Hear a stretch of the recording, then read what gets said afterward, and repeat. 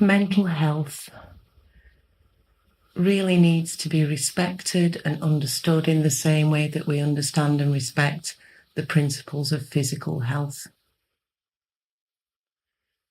The mind is not separate from the body, and it's not separate from the spirit.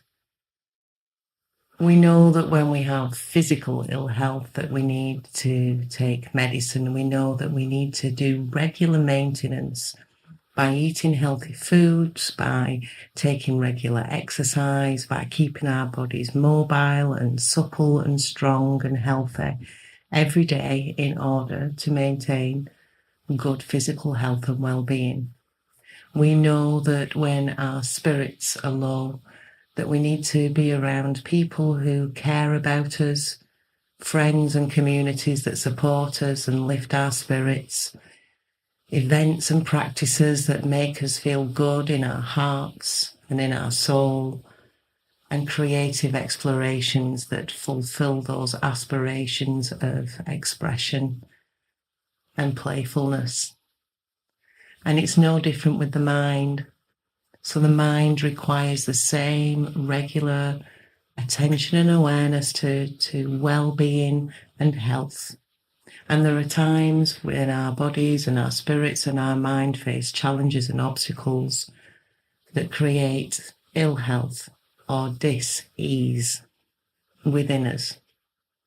And there are times when those obstacles and challenges are less so, and we feel buoyant and capable and focused.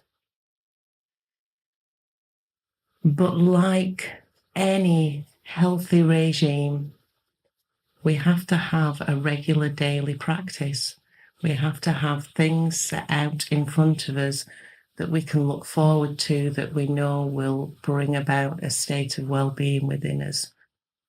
And think about oral hygiene. Think about all the foods and drinks that you consume on a daily basis, and you wouldn't expect that once a week you could clean your teeth and your gums and expect the next visit at the dentist to be a positive one. And it's the same with our mind. We can't expect that we will do something for our mind every blue moon or once a week for 30 minutes and expect our mind to be well. What we need is a daily practice.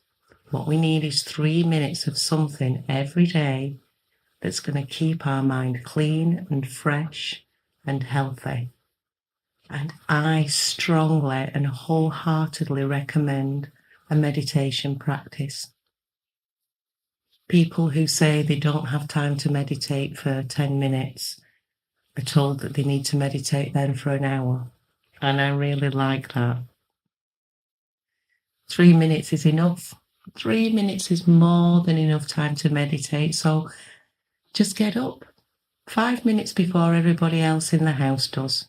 Just those extra 5 minutes to fill your kettle and pop it on. And when that kettle is boiling away, you can spend the time it takes for the kettle to boil to make that first hot drink of the morning, sitting in a meditative state. And that's just sitting stillness without distraction. It's sitting in connection with your breath and just being aware of all the thoughts that come and go.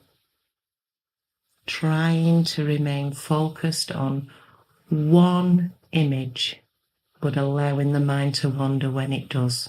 We don't need to fight our mind. We need to make the mind our friend. We need to build a relationship with it.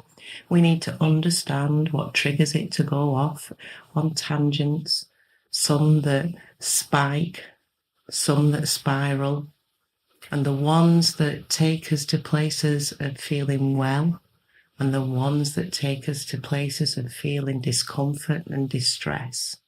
And meditation will bring you that awareness. And 3 minutes every day is more than enough. So when you are planning your weeks and your months and your year, and you're booking your holidays and your spa breaks and your runs and your Zumba classes, please don't forget to pencil in a little bit of something for your beautiful, powerful and precious mind.